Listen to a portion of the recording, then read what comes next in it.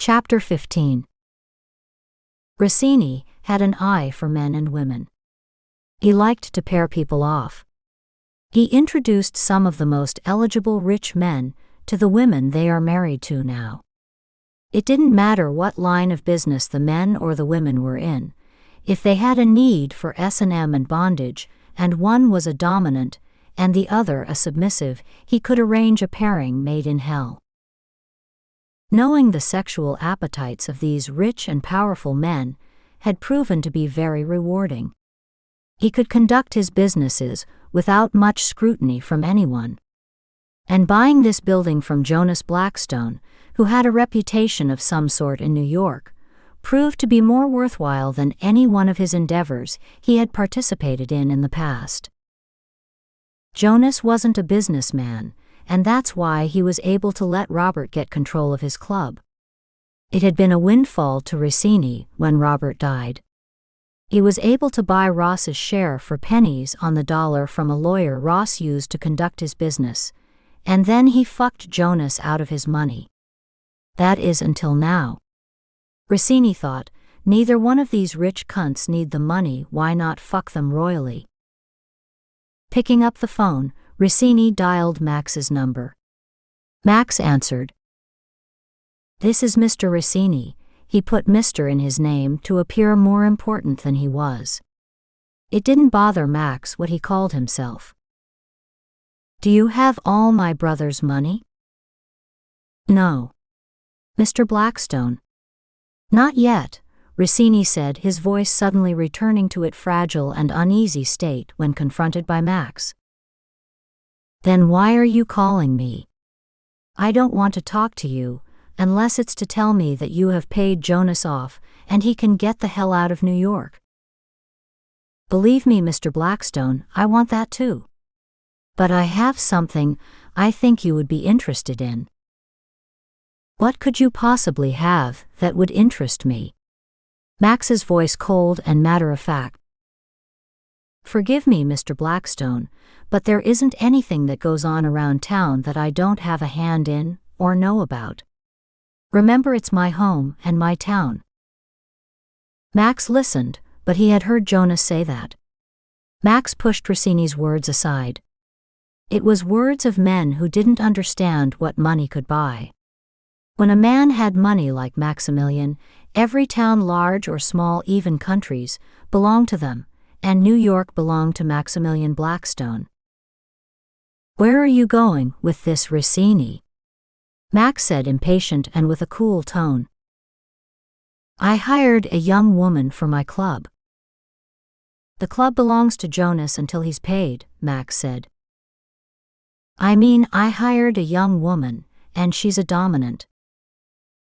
"Why would it interest me who you hired?" Max was ready to dismiss Rossini and his conversation by hitting the red button, but he listened a while longer. "I think she's a woman that could solve some of your problems. I know you have problems and you're under stress. I know you. Make this quick, Rossini. I don't have time for your empathy." "Well, she's here now," his phone cradled under his chin with Rossini using his hands to explain the situation, "and if you would like to try her and tell me what you think, it could help both of us." There was a large pause, and silence filled the air between Rossini and Blackstone. Did he trust himself to be with anyone beside Alex? Is he betraying Alex by allowing another woman to touch him? How could he rationalize doing this? Max was conflicted between his love for Alex and his need for her. He couldn't sleep, and he couldn't attend to any business under the stress he had been under since Alex had gone missing. "I may stop by, but I'm not sure." "Don't worry, Mr. Blackstone. You can depend on me to keep this a secret. And you don't have to pay. It's on the house. If I go to your establishment and decide to stay for a time, I will pay. I'm a businessman. I pay for my enjoyment.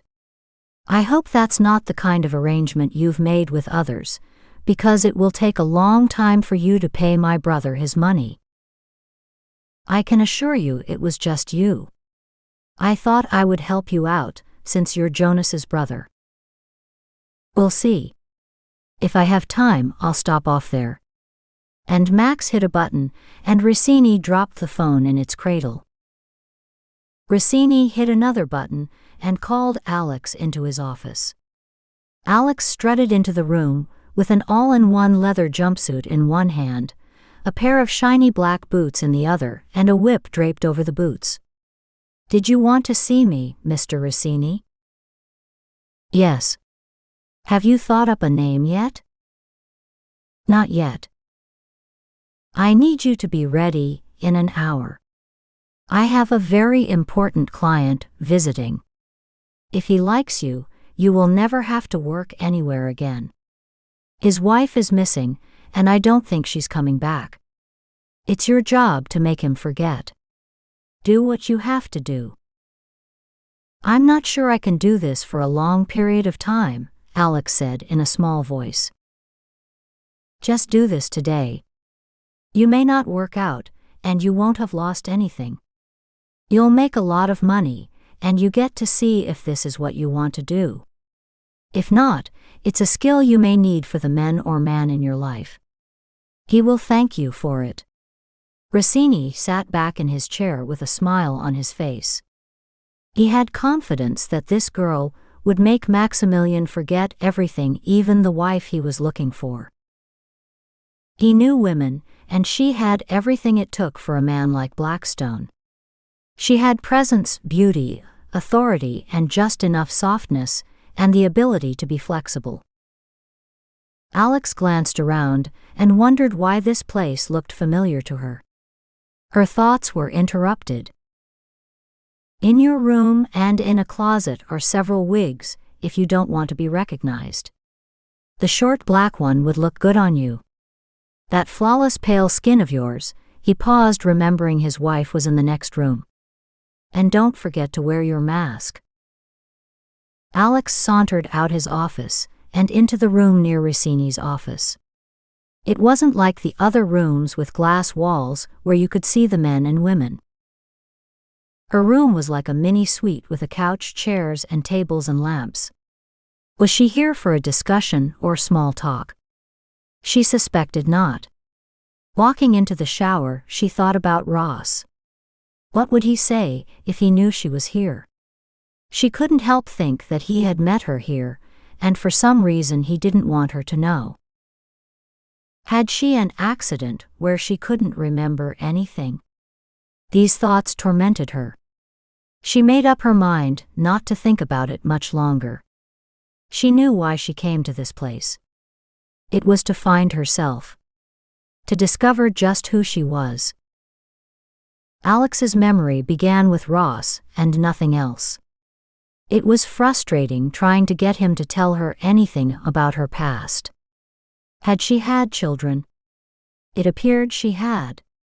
But when and how many? Ross said that she didn't have any children for him, but for whom? He left that open. It bothered her that she didn't know, and Ross changed the subject when she asked about herself. But one thing was clear, she had been here before. But why was she here if it wasn't to be a part of this world? It was her world, and she knew it. She had stayed too long in the shower, and when she stepped out, she looked at herself in the mirror. She tucked her long auburn hair on the top of her head and pinned it down under the short black wig. She glanced at herself. She wouldn't recognize her, and certainly Ross wouldn't if he was a constant visitor of this place. Alex thought maybe he was, and didn't want to tell her. Maybe that's where he spent his time when he wasn't with her today. Ross was rich and didn't appear to have a job. He fit the profile. Looking at the ceiling-to-floor mirror, she stepped into the slick black leather outfit. She managed to pull the zip up without trouble. Slanting her head to the side, she took a long look at herself. The jumpsuit reminded her of a look she had seen before. Something she had worn before, but she couldn't remember when, where, or why. The buzzer rang, and Mr. Rossini's voice came over the intercom. "He's here. I didn't think he would come." His voice filled with excitement. "Are you ready?" "I will be in a second." All she had to do was pull up her boots. All the toys and instruments had been laid out as if it was a doctor's operation room. Rossini hung up the phone, and there was Max standing in his office. He didn't knock, and he didn't bring in his bodyguard. "Where's my brother?" "I think he's gone up to his room." "You didn't just come to ask about your brother, did you?" Max paused before he answered. He glanced at Rossini, looking at him. "Not quite. I thought about your proposal concerning the young woman. How old is she?" "She's about 24. I should have asked you that before I came this far. She's too young to know how to service me. She's too young to be a dom and command my attention." He turned around, walked to the door, and opened it. Before Max stepped out, Rossini said, "What can it hurt? You're here already. If she doesn't meet your standards, you can go to the more professional ones." "I thought you liked one you could teach to satisfy you," Rossini said. "I'm not here to find a permanent dom. I have one. But you need someone now." Max turned around, surprised that Rossini knew that much about him. Jonas had been talking too much, and he needed to get him out of here and out of New York, but Max didn't want him around his apartment. He wanted to get Jonas away from him, where he could think without worrying about him. "Do not presume to tell me what I need. I'm a different man now since I met my wife," he said in a warning voice. "But she's not here, is she?" Rossini said, raising his thick dark eyebrow, and Max staring at him, his eyes narrowed, his mouth in a hard line, as if Rossini had killed his dog and tried to hide it. The room was filled with silence. The room was filled with fear. The room was full. Max put his hand to his mouth. He paused a second and said, "I'll try her this once." Rossini exhaled slowly until Max walked out and closed the door, and after he gave Max direction to the room. Then Rossini closed his eyes and blew out a long breath. Max stood at the door knocking, when Alex was placing the black and gold mask over her wig over her face. Chapter 16. When Max entered the room, he stood there taking in a statuesque dark-haired beauty with a thin, shapely physique. His eyes followed her body. She wasn't nervous as he had thought, since he was told that she was new to BDSM, and only 24. But everything about her, from her cool demeanor to her high-heeled black boots, signaled that she could use those heels on him if she wanted, and he would fall to his knees not in pain but pure pleasure. She stood looking at him with her florid eyes with long dark lashes. Obvious to him, this wasn't her first rodeo. It was a natural attraction he felt for her. He wondered what her story was. He felt an ordinary desire to take her as a dominant would, but he wasn't the dominant today. He came in as a submissive, waiting for her to command him, and he would do what she wanted.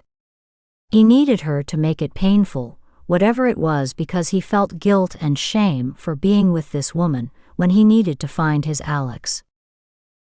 She stood legs open in her black high-heel thigh-high boots, and in her hand a whip. His eyes fell to her hand. That's what he needed. He needed to feel the sting of her whip, or the pound of a cane. But she placed it on the chair where Max stood.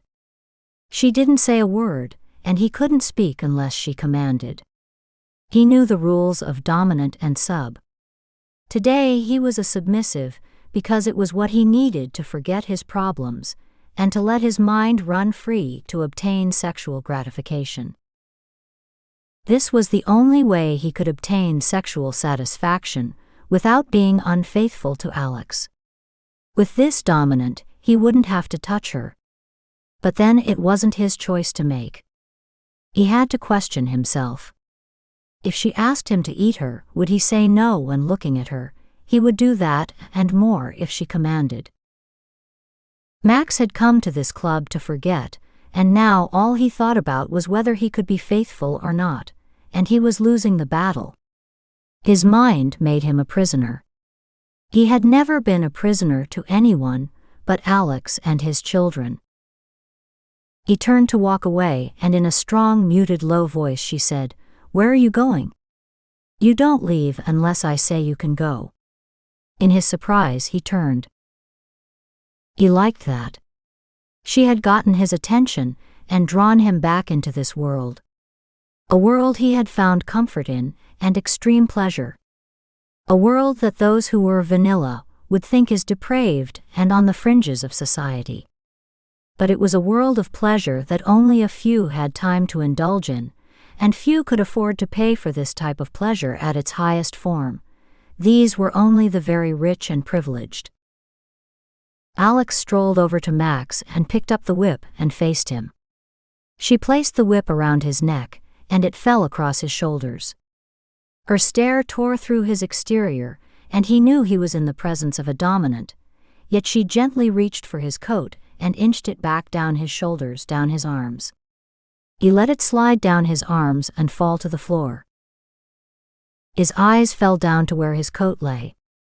Still gazing at him, she stepped on his expensive jacket with her sharp heels, and twisted them into the coat as if it was his body she was trying to drill into.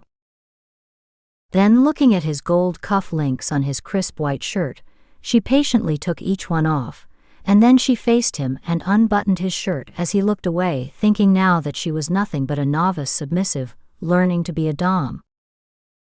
Because why would she take the time to undress him? When his white shirt dropped to the floor, she stepped on it, showing the print of the ball of her foot and the sharp point of her heels. She eased the whip from his neck and stepped back with Max waiting for her to give him a command. She said nothing when she cracked the whip and struck him on one of his nipples. He felt the intense pain, and his cock filled and pulsated with need. He could only stand there mystified at the pleasure and pain traveling through him down to his pelvis. She walked up to him and with her nails dug them across his chest. There wasn't any blood drawn, which made him know that she knew what she was doing. Yet it had all the intensity of burning heat. The kind you get from steam. You don't feel the pain until later. She didn't tell him to talk, and Max wouldn't, because he was enjoying every scorching moment of what she was doing to him. She glanced down at his cock and she smiled. When he smiled, she walked up to him and sucked his nipple. Max's head fell back, his eyes closed, his mouth opened slightly and his breathing intensified. He intermittently blew out a warm breath into the chill of the room. Without any warning, Alex bit him on one nipple and then the other, and this time she drew blood. "Did I tell you to smile?" "No. Mistress. I need your safe word because if you dare smile, or show any affection toward me without my consent, I will initiate severe punishment on you." That's what Max wanted. He needed to be punished. Punished for being here when he should have been out looking for Alex, or flying back to Montana to look after his children. But here he was with a woman he would want to be with if he couldn't be with Alex. It was a strange feeling he had for this woman, and he didn't understand it. All he understood was that he liked and enjoyed what she was doing to him. But Max wasn't entirely a submissive. He was more of a dominant, but he enjoyed both worlds, especially the one he entered with Alex. In the beginning of their relationship, they settled that because neither were entirely submissive or dominant. "I want to see you naked," Alex said. She walked over to the chair and watched at Max. He kept his eyes lowered. He didn't want to enrage her because he wasn't what she wanted, a submissive. The tables had turned on Max. He didn't want to be the one she sent away. Dominants need a submissive, like a submissive need a dominant. Each search for their pleasure in different ways. Therefore, they have to complement each other. It was rare to find one that goes both ways. That's why his love and sexual life had been so intense with Alex. But after this night, he would be more focused, he thought. And he would eventually find Alex and bring her home. And this woman would be responsible for causing him to concentrate. Alex's heart fluttered when she caught sight of this perfect male animal standing nude. Tall, dark, and extremely handsome. How she wished she belonged to him, but now he belonged to her by nature of his desires. He had to do what she asked of him. She didn't want to use the whip or crop on him, instead she wanted him loving her. Ross would fuck her, but she never enjoyed it. She lay with him waiting until it was over. It was something about Ross. He didn't appear to be a man she would love. Of course he was a great-looking guy, but she didn't connect with him the way she connected with the stranger before her. She knew now that she would come back to the club because she enjoyed being with this man. She didn't know who he was, and she didn't care. She knew she belonged here. Not in that secluded mansion with a man she didn't know how or when she met him. Longing for a familiar sexual pleasure, she commanded Max.